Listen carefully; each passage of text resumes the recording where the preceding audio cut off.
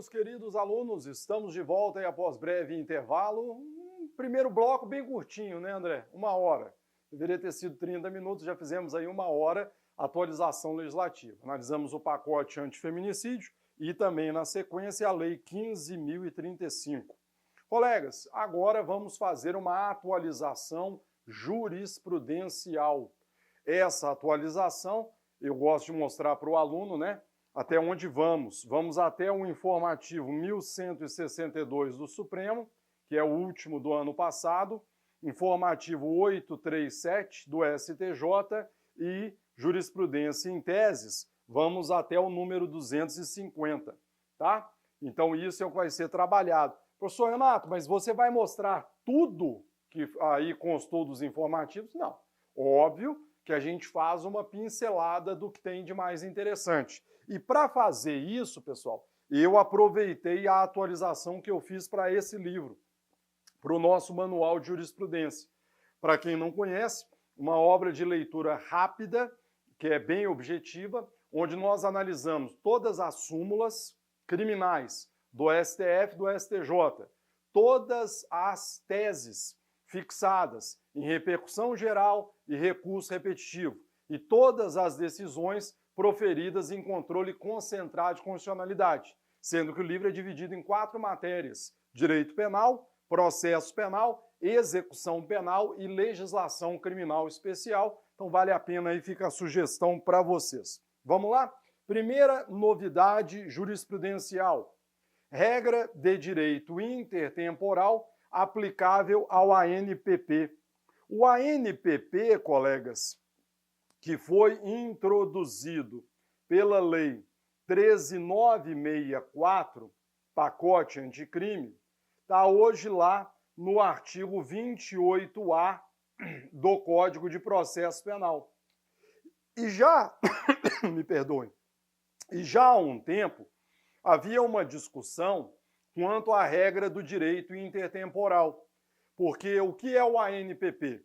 O ANPP, colegas, ele nada mais é do que um negócio jurídico de natureza extrajudicial, por meio do qual um indivíduo confessa o delito e aceita aí o cumprimento de condições não privativas de liberdade e recebe em contrapartida a promessa do parquê de que não vai oferecer denúncia. Daí o nome Acordo de Não Persecução Penal. Legal? A discussão é: qual é a regra do direito intertemporal? Porque desde 2019, pelo menos 4 posições aí. Aplica para todos os processos, ainda que já tenham transitado em julgado. Não, aplica-se desde que não tenha havido trânsito em julgado. Outros, aplica-se desde que a peça acusatória não tenha sido recebida. E outros, como eu, aplica-se apenas para os crimes cometidos depois. Pois é, na minha humilde opinião, o ANPP só poderia ser aplicado para os crimes cometidos depois da vigência da Lei 13.964. Porque há um detalhe que poucos analisam aí, que é a suspensão da prescrição. O ANPP introduziu no Código Penal uma causa suspensiva da prescrição. Então, como é que eu posso suspender a prescrição diante da celebração do ANPP para crimes cometidos antes da 13.964? Tá? Independentemente, colegas, o que nós temos agora é uma decisão que foi dada pelo Supremo Tribunal Federal no HC 185.913, depois a gente mostra, André, tá? E essa decisão do Supremo, pessoal, de setembro, depois ela acabou, grosso modo, referendada pelo STJ, nessa tese de repetitivo fixada no tema 1098, o paradigma, outubro de 2024. Então, se você olhar, você vai ver que o STJ, com outras palavras, acabou referendando o que o Supremo Tribunal Federal já havia decidido em setembro. Vamos dar uma olhada então, André? Está aí na tela. 1. Compete ao membro do MP oficiante, motivadamente, avaliar o preenchimento dos requisitos sem prejuízo do controle jurisdicional interno. 2. É cabível a celebração do ANPP em casos de, vejam, processos em andamento, quando da entrada do pacote, mesmo se ausente confissão do réu até aquele momento, desde que o pedido tenha sido feito antes do trânsito em julgado. Cuidado, tá, colegas? Se não houve pedido antes do trânsito em julgado, o indivíduo não terá direito ao ANPP. Mas o Supremo deixando claro que você pode aplicar o ANPP mesmo para processos que estavam em andamento à época. Número 3. Nos processos penais em andamento na data da proclamação do resultado deste julgamento, nos quais, em tese, seja cabível o ANPP, se este ainda não foi oferecido ou não houve motivação, o MP, agindo de ofício, a pedido da defesa ou provocação do juiz, deverá, na primeira oportunidade, após a publicação da ata, manifestar-se motivadamente sobre o cabimento ou não do acordo. 4. Nas investigações ou ações iniciadas a partir da proclamação do resultado, a proposição de ANPP pelo MP ou a motivação para o seu não oferecimento devem ser apresentadas antes do recebimento da denúncia, ressalvada a possibilidade de propositura pelo órgão ministerial no curso da ação penal, se for o caso. Então, colegas, vejam que hoje o Supremo não apenas fixa a questão do direito intertemporal, como também estabelece o seguinte, André, você tem que dizer por que não está oferecendo. Então, se eu, promotor, aliás,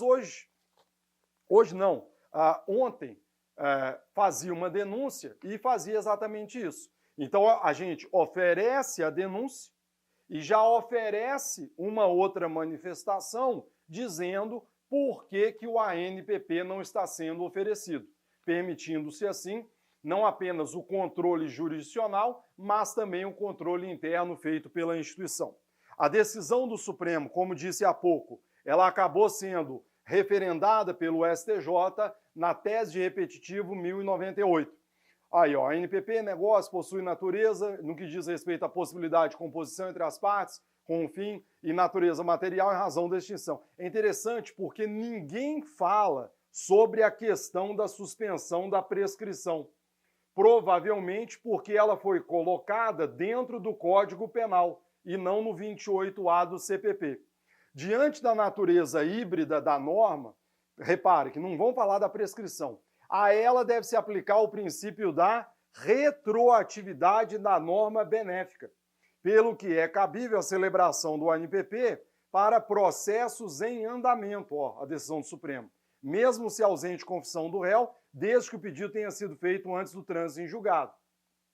Nos processos em andamento, ó, na data do julgamento pelo Supremo, nos quais será cabível, não só chegou oferecido, a pedido da defesa, na primeira oportunidade. Nas investigações iniciadas a partir de tal, será admissível a celebração, ressalvada a possibilidade de propositura no curso da ação, se for o caso. Então, aí, grosso modo, reproduzindo os próprios dizeres da decisão do Supremo Tribunal Federal. Vamos lá? Próximo item, item de número 2.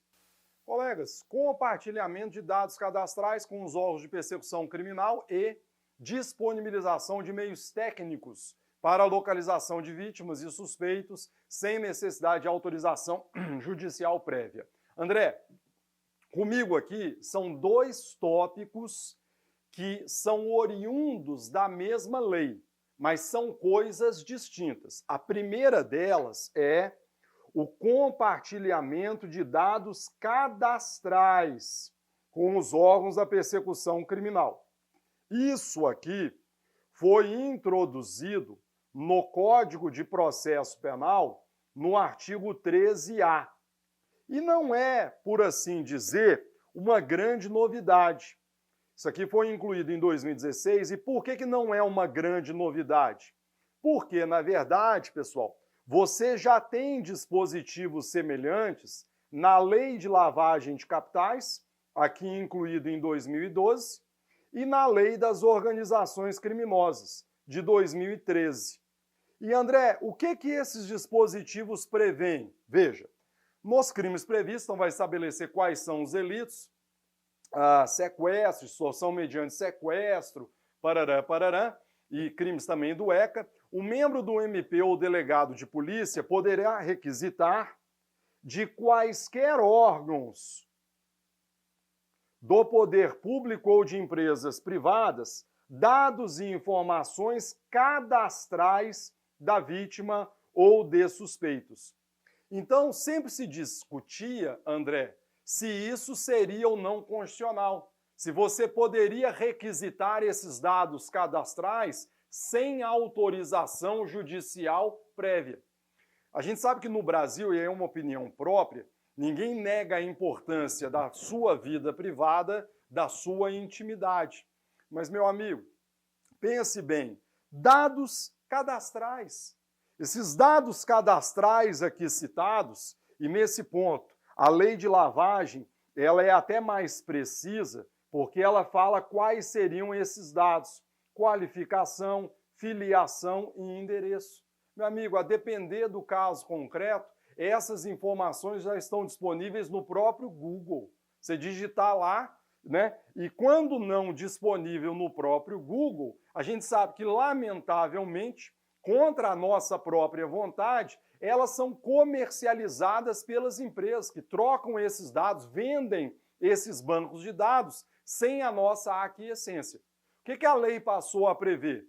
Que o MP e o delegado podem requisitar esses dados cadastrais. Correto isso ou não? O Supremo entendeu que sim, pessoal. Então aqui, ó, decisão dada na ADI 5642. Vejam, é constitucional, norma que permite, mesmo sem autorização judicial, que delegados e promotores requisitem o repasse desses dados, tá? Sobre esses crimes ali citados. Com base, o plenário julgou improcedente para acertar a constitucionalidade do artigo 11, que acrescentou o 13A. Para além da constitucionalidade do 13A, eu também preciso discutir com vocês o segundo ponto, que é o quê?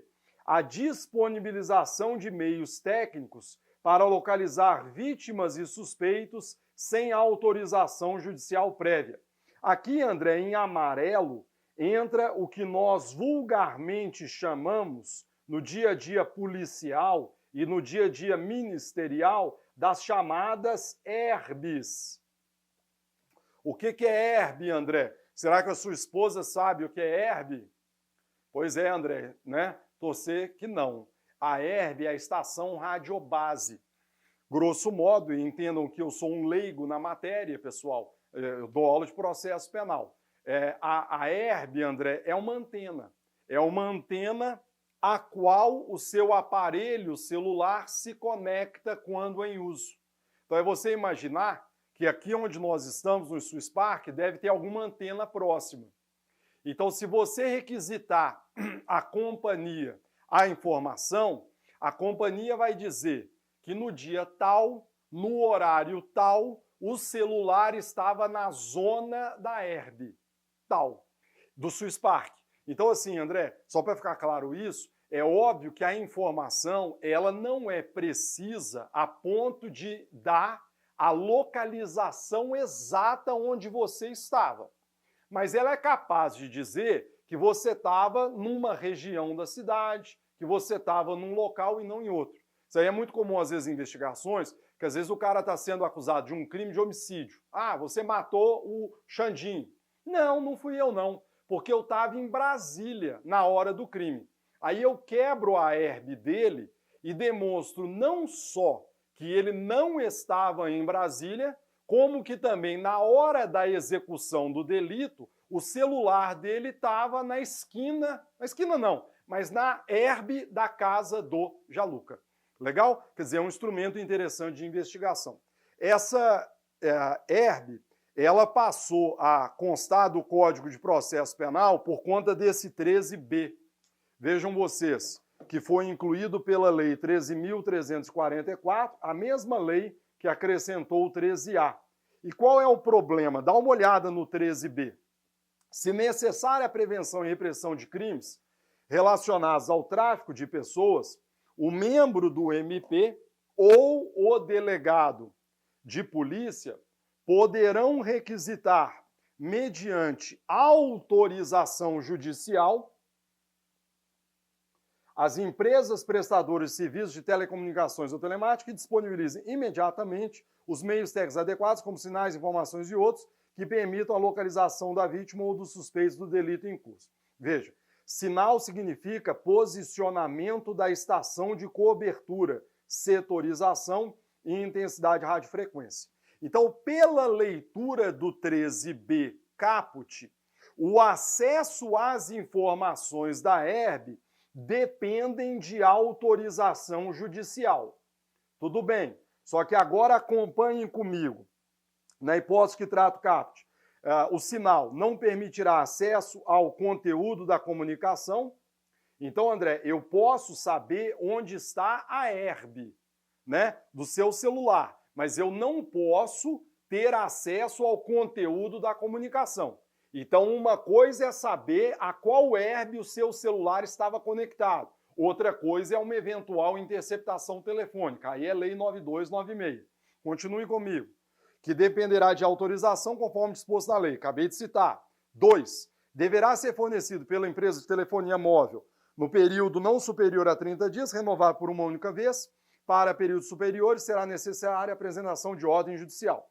Parágrafo 3º. Na hipótese prevista, o inquérito será instaurado para 72 horas. Aí vem um detalhe que sempre causou controvérsia. Não havendo manifestação judicial no prazo de 12 horas, a autoridade competente requisitará às empresas prestadoras que disponibilizem imediatamente os meios técnicos adequados, como sinais, informações e outros, que permitam a localização da vítima ou dos suspeitos, com comunicação ao juiz. André, não sei se ficou confuso, mas o que eu gostaria que você entendesse?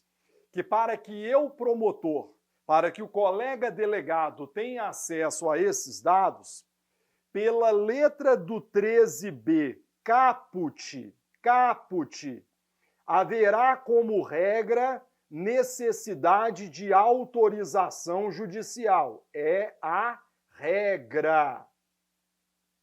Só que aí o parágrafo 4º prevê o quê? Que se o juiz não se manifestar em até 12 horas, este acesso poderá se dar de maneira imediata, sendo o juiz, então, comunicado. Quer dizer, a regra é, eu peço ao juiz primeiro. Só que se o juiz deitar e dormir por mais de 12 horas sobre o meu pedido, tchau juiz. Eu já vou lá na empresa e vou requisitar diretamente a ela.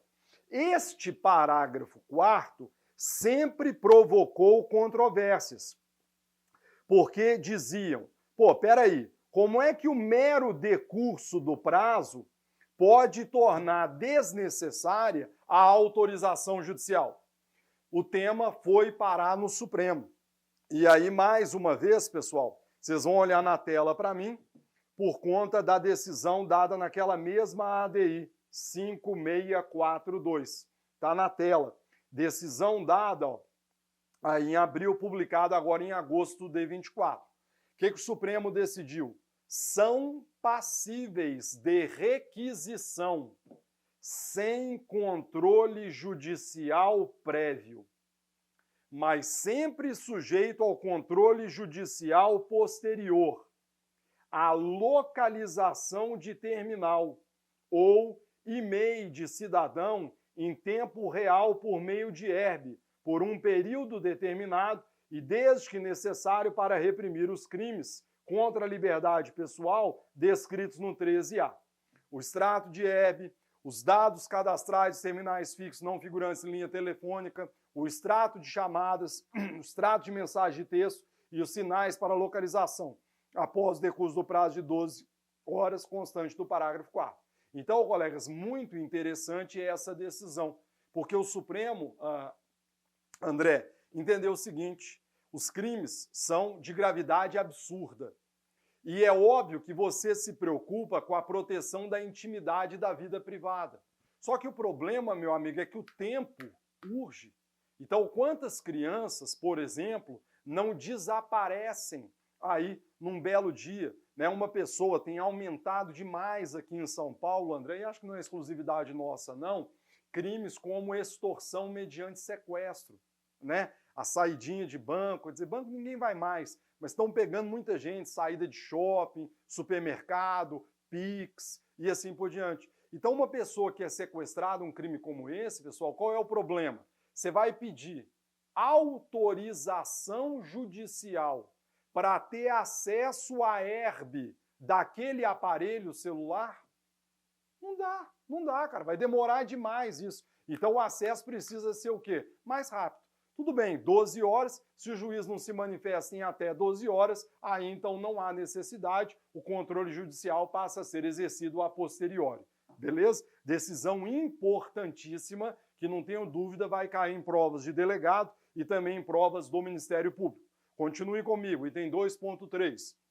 Competência para o processo e julgamento de crimes de violação de direito autoral de caráter transnacional. André, já ouviu falar em crime de violação de direito autoral? Infelizmente, sim, né? E nós, como autores, né, a gente trabalha, o André sabe disso, né? O livro foram 3 anos para escrever e todo ano, né, André? A partir de setembro, outubro, a gente para com as aulas para atualizar os livros, né? Eu sempre falo com meus alunos que nada dói mais do que ver o nosso livro rodando aí, né, como resultado de pirataria. Mas enfim, colegas, o crime de violação de direito autoral, ele está aí na tela. E foi parar no Supremo, foi isso mesmo, André, foi um caso concreto em que o cidadão foi pego com CD. A geração mais nova não deve nem saber o que é isso, né? Mas antigamente, quando você ia no barzinho, você comprava aqueles CDs falsificados, parará, parará. Então veio, via Paraguai, trouxeram CDs ali. E aí a discussão era, CD pirata, qual cantor? Escolhe um aí, André. Hoje em dia você cita até o cantor, já tá tão difícil, né? Você fala o cantor, gera problema, né? Então, sei lá, trouxe aí um CD do Gustavo Lima, pronto. Né? Trouxe um CD do Gustavo Lima, falando, vai ser presidente do Brasil, que beleza, né? Mas assim, enfim, independentemente se vai ser ou não presidente, foi CD do Gustavo Lima. Competência da Justiça Estadual ou Federal? Detalhe, né? Transnacional, saiu lá do Paraguai e entrou via Foz do Iguaçu. O tema foi parar no Supremo. E o que o Supremo entendeu, André? O Supremo chamou à colação o artigo 109, inciso 5º. Porque num primeiro momento você fala assim, a vítima é o Gustavo Lima. Então a competência seria da Justiça Estadual. Tudo bem. Só que aí você não pode se esquecer, primeiro, que o crime de violação de direitos autorais, ele tem previsão em tratado ou convenção internacional. E no meu exemplo, ele estaria revestido dessa transnacionalidade, porque ele teria começado no Paraguai e terminado no Brasil. Então, na verdade, teria havido essa internacionalidade territorial do resultado relativamente à conduta delituosa. Professor Renato, mas quais são os tratados ou convenções internacionais? Está aqui, ó. O material, André, dá mais trabalho de preparar do que a aula em si. Mas eu fiz questão de procurar isso para o meu aluno. O Brasil se obrigou a reprimir esses crimes que envolvem direitos autorais através de pelo menos 3 convenções, tá? Eu vou só ler. Convenção de Berna, Convenção sobre Direitos Autorais de Washington e Convenção Universal sobre o Direito do Autor de Genebra, de 1952. Então, meu amigo, os 2 requisitos do inciso 5º estão preenchidos. Por esse motivo, a competência será da Justiça Federal. Está aí na tela para vocês, então, a tese de repercussão geral fixada no tema número 580. Abre aspas. Ó, dezembro de 2023, está quentinho. Ó, compete à Justiça Federal julgar a violação de direito autoral de caráter transnacional, que fique bem claro isso, tá, pessoal? Pelo amor de Deus, André, volta comigo. Eu não estou dizendo que Justiça Federal vai julgar toda violação de direito autoral. Não, apenas aquela de caráter transnacional à luz do artigo 109, inciso 5º da Constituição Federal. Próximo item, Andrezinho, põe na tela. Essa importantíssima, tá, pessoal? Inadmissibilidade. Outro dia um aluno mandou mensagem, André, reclamando disso aqui. Professor, quando o senhor coloca esse negócio na frente, né? Aqui antes o senhor colocou, né? Deixa eu ver.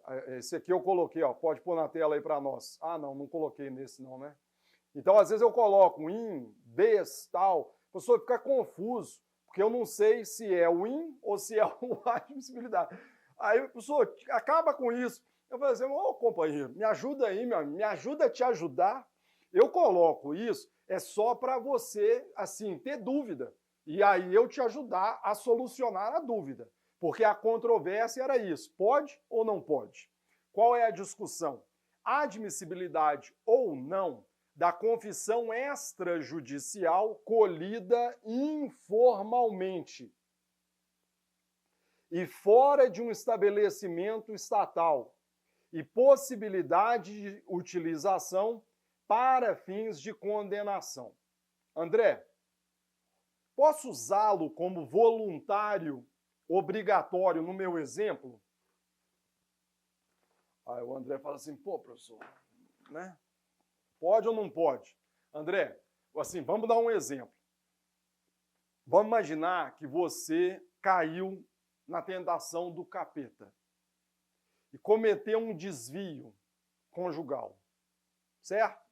E aí você está lá, você foi tomar banho e deixou o celular lá, né, destravado no quarto, na cabeceira da cama lá. Sua esposa pega o celular e escuta aquele áudio. Andrezinho, tá confirmada aquela gravação amanhã? Tá confirmado ou não tá aquela gravação amanhã à noite? Sexta-feira à noite, né? Confirma a gravação lá, né? E assim por diante. André, sua esposa, ela pega esse áudio, você sai do banho, de toalha ainda, pá! Apresenta para você, André, o que é isso aqui? Já colocou no modo avião profissional, né? Já colocou, ele já travou o celular e tal. Já falou assim, o que é isso aqui? Você tem algo a me dizer? A pergunta que faço é, colegas, o André, numa situação como essa, confessa ou não confessa o delito? E aí, André, confessa ou não confessa? Senhores, há quem diga que o André deveria confessar. Outros dirão que não. Que mesmo diante da prova mais cabal de sua culpabilidade, ele deva, né, ser enterrado negando eventual prática como essa. Então, senhores, a brincadeira com o Andrezinho é só para ilustrar para vocês o grande problema que envolve a confissão. A confissão a gente sabe que é algo muito sensível, até porque não é da natureza do ser humano, pessoal. Né? Não é da natureza do ser humano admitir que errou. Então não é, a pessoa geralmente nega isso. A pessoa, não fiz nada de errado. Eu fui vítima de um crime, né? Aqui quando me machuquei, o André me contava, teve uma lesão semelhante e a autora, ele foi atropelado por um outro veículo. O André falou que, você vê como é que são as coisas, né? A pessoa que atropelou o André, ele estava de moto, a pessoa disse que o André teria tentado assaltá-la e que por isso ela jogou o carro contra o André. Você vê, né, como que são as coisas hoje. Quer dizer, a pessoa não só não confessa que fez bobagem, como ela também quer, né, atribuir ao outro a responsabilidade por isso. O grande problema da confissão, então, é esse, pessoal. Primeiro, será que a confissão do criminoso, ela teria sido uma confissão voluntária? Em que circunstâncias essa confissão foi obtida pela polícia? Por que a confissão não foi feita dentro do estabelecimento policial? Porque, queira ou não, André, uma coisa, você há de concordar comigo, é uma confissão do flagranteado feita perante o delegado dentro da delegacia de polícia. Outra coisa é ele ter confessado dentro do carro, dentro do camburão, dentro da viatura policial, ou quando do momento de sua prisão. Quer dizer, a gente sabe que são momentos distintos. Então, diante desse entendimento, pessoal, o STJ fixou algumas conclusões importantes aí neste julgado. Detalhe, não houve a fixação de tese em repetitivo, mas é bem provável que agora, no ano de 2025, o STJ procure dar a esse entendimento uma consolidação mais robusta, né? E um efeito vinculante aí. Mas, enfim, por hora, podem guardar isso aí, porque, mais uma vez, vai ser muito caro em provas de polícia, delegado, e também no MP. Na visão do STJ, a confissão extrajudicial, tá, pessoal? Não estou falando da confissão feita perante o juiz. Somente será admissível no processo se feita formalmente e de maneira documentada dentro de um estabelecimento estatal, público e oficial. Essas garantias não podem ser renunciadas pelo interrogado e, se alguma delas não for cumprida, a prova será inadmissível. A inadmissibilidade permanece, mesmo que a acusação tente introduzir a confissão por outros meios de prova, como, por exemplo, o testemunho do policial que acolheu. Então, André, na visão do STJ, se o flagranteado confessar na viatura policial durante o transporte para a delegacia, tem valor nenhum. Para que eu possa dizer que teria havido uma confissão extrajudicial, o cara vai ter que confessar formalmente, está aqui no papel, assina para mim o seu depoimento, ou eu gravo. Onde? Dentro da delegacia de polícia, tá? Não pode ser numa viatura policial. E 2, a confissão extrajudicial, obviamente preenchidas as primeiras formalidades, pode servir apenas como meio de obtenção de prova, indicando à polícia ou ao MP possíveis fontes de prova, mas não pode embasar a sentença condenatória. Então, mais uma conclusão interessante, porque o STJ deixando claro que você pode usar essa confissão extrajudicial como meio de obtenção de prova. Então, o cara confessa e fala assim, olha, você matou sua esposa? Sim. Eu matei por razões da condição do sexo feminino. A arma do crime eu escondi em tal local, né? Eu deixei vestígios, a roupa que eu estava usando quando eu cometi o delito, eu escondi em tal local. Então, a confissão extrajudicial, feita de maneira formal, dentro de um estabelecimento público e oficial, ela vai funcionar como meio de obtenção de prova, mas, de per si, ela não pode fundamentar uma sentença condenatória. Legal? Ainda nesse mesmo julgado, aqui exibido para vocês, o STJ fixou outra conclusão interessante, que está aí na tela. Qual é o valor probatório da confissão judicial? Agora, judicial, ou seja, aquela feita perante o juiz. Teria ela a possibilidade de viabilizar por si só aí a condenação do indivíduo? STJ, né, à luz do artigo 197, que diz que a confissão não é a rainha das provas e que ela tem valor relativo, fixou as seguintes conclusões. A confissão judicial, em princípio, é lícita. Todavia, para a condenação, apenas será considerada a confissão que encontre arrimo nas demais provas. A aplicação dessas teses aqui fixadas fica restrita aos fatos ocorridos a partir do dia seguinte à publicação deste acordo. Então, houve aqui a modulação temporal.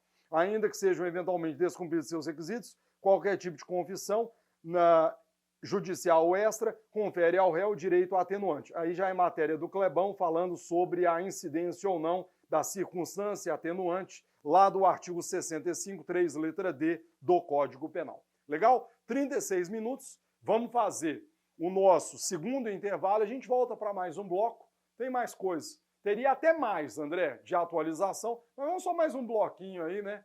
Porque assim Fiquei lá 30 dias de molho, mais de 30 dias, né? Preparei esse material para vocês, não queria perder. A gente volta já já.